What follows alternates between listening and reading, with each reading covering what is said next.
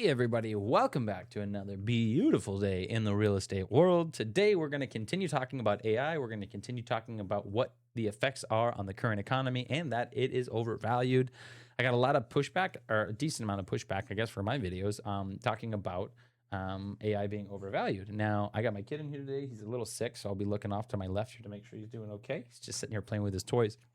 But anyways, let's just dive into it today. We got a lot of stuff to talk about. So interest rates, they have not moved much. Again, they're sitting right around 6.68. They're slightly ticking up just because the war in Iran is not quite ending yet. We continue to see a text or excuse me, a tweet, true social post, whatever it is.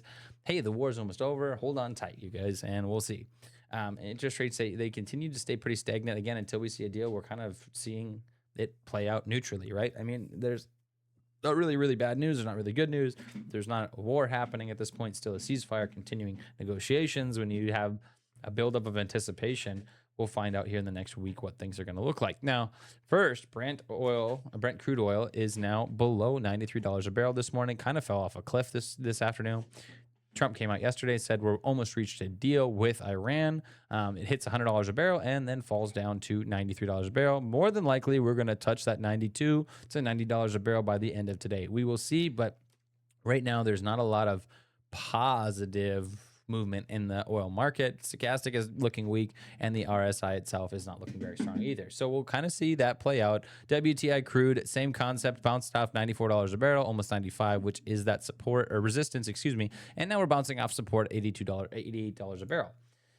Again, this stuff kind of plays a big factor in whether we're going to see the market rip or not. But what I'm noticing is that the oil markets are pricing in a peace deal. We've heard it 5, 6, 7, I think 37 times is what I read earlier. We've heard that we're almost there, but we are getting there. We're making progress whether we want to admit it or not. And until we see that finalized deal, I think everything's going to kind of stay stagnant. Now, we're going to talk about the S&P 500, which is my favorite topic of discussion as of recent because it is in a blow off top.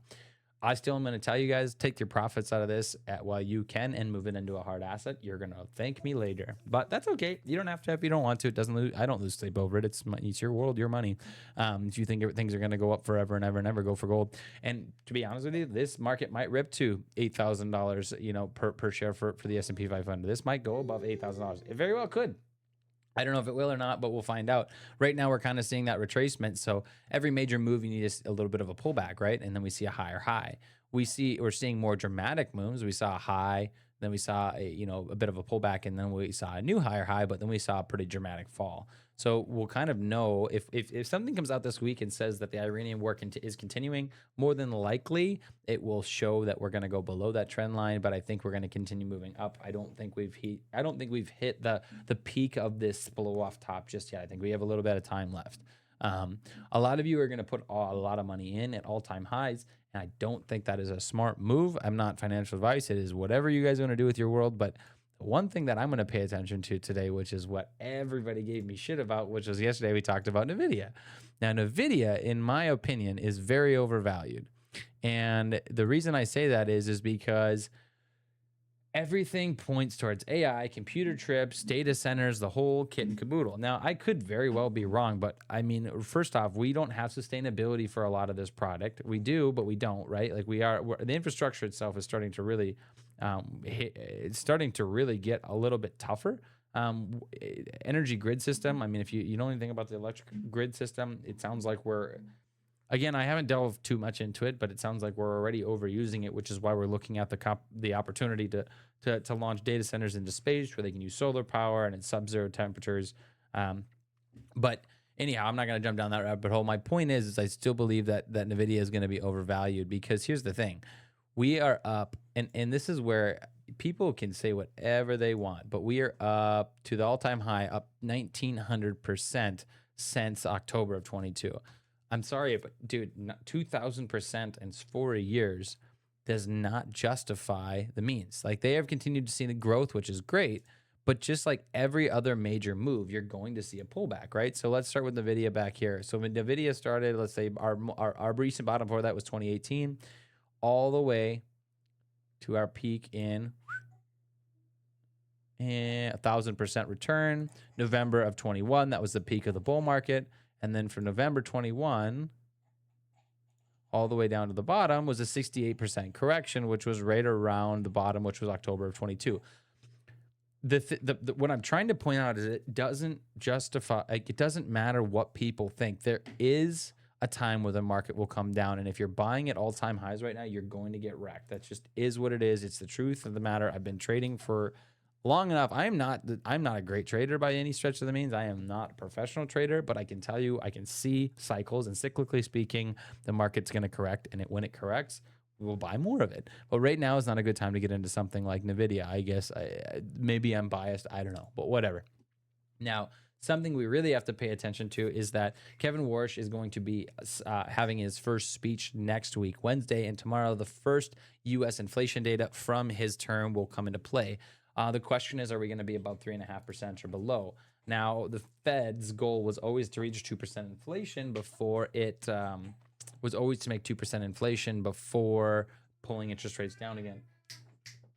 So now the fact, and I got my kid over here trying to rip my cat's fur out, but now that we're seeing Kevin Warsh in office, his whole talk has been, well, I want to lower interest rates. Well, if inflation continues to go up and the U.S. Treasury continues to get sold by major, corporations and investors and countries, you're running into a brick wall. He doesn't really have any room to cut interest rates. If anything, right now he should be raising interest rates.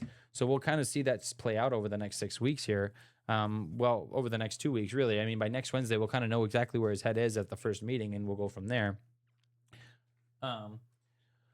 Next thing we're going to touch on, and I'm a little all over the place, guys, so bear with me here, but Trump reportedly called the Israeli prime minister and warned him that if he went back to war with Iran, he might be fighting on his own.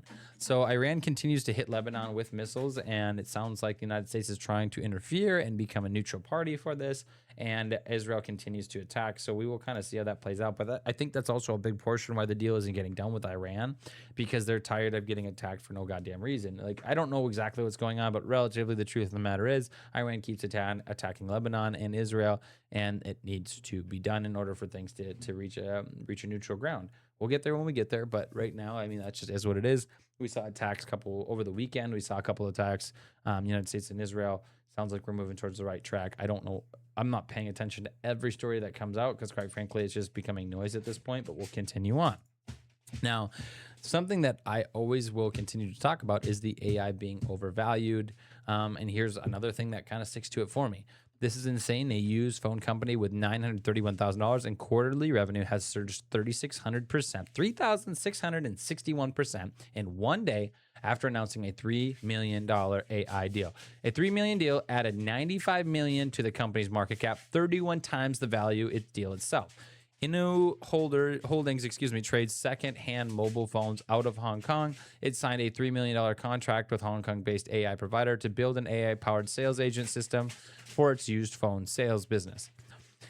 The $3 million contract is worth more than Inu Holdings' entire last 6 months of revenue combined, which totaled $2.3 million. The company lost $1.08 million last quarter. This same company that did 3 reverse stock splits since 2024, an cumulative one for 4,800 consolidation just to stay listed on the NASDAQ. So a company that has zero positive news behind it gets into one AI deal with zero profitability behind it yet. This guy's crazy today. With zero profitability behind it, and it rips 3,600%. You're telling me that is sustainable? No, dude. It is. It just keeps popping up. Things are getting to be more and more overvalued. Now you have OpenAI. OpenAI's IPO closing above 1.5 trillion, in the market cap on day one of trading surged to 48%. So the market's anticipating, about half the market saying that it's going to reach a $1.5 trillion market cap. Again, OpenAI just missed its earnings report. The earnings, essentially, that they were their goal. I shouldn't say earnings are not listed yet, but they missed their goal for profitability. And this kid's just tearing stuff apart this morning.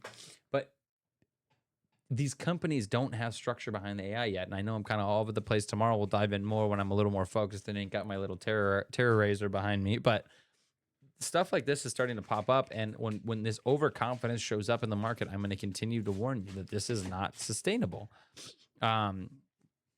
And you know, we I mean, I don't really know any other way to put it, but right now we have to be cognizant of what we're investing our money into. Everything is very hype based, not data based. And when we see hype versus data, it means that things are no longer sturdy. Things haven't been sturdy for a while. I mean, the treasuries have been weak and they continue to get weaker. You're noticing a lot more countries buying more gold than anything else right now. You notice the big one, which is that the Warren Buffett indicator, $397 billion in cash sitting currently in capital in their company. I think they sold 80+ percent of their holdings and now holding it all in cash. I mean, we can sit here and say, well, the headlines say it's going to the moon, but look at the investors. Look at the 30,000 foot overview. Remove your emotion, understand the trade a little bit, and you'll see that things do not look sturdy. They do not look safe. They do not look sustainable. And we will find out over the next 6 months, the next year, if I'm right or not. But I can tell you right now that the one thing that you should be investing into is real estate, because real estate has sustainability behind it. It is still have its ups and downs like everything else, but the stock market has reached a point where I am very uncomfortable. I don't buy into the stock market as of right now. I'm only buying into certain dividend stocks and certain investments that are going to cash flow. So I don't have a whole lot today. I have to jump back to paying attention to my kiddo, but thanks for watching. If you like what you see, make sure to like and follow. Tomorrow we'll dive in a little bit more. If there's something that you feel like I didn't explain very well, which is probably the case today, comment below. We'll dive in tomorrow. Have a blessed day.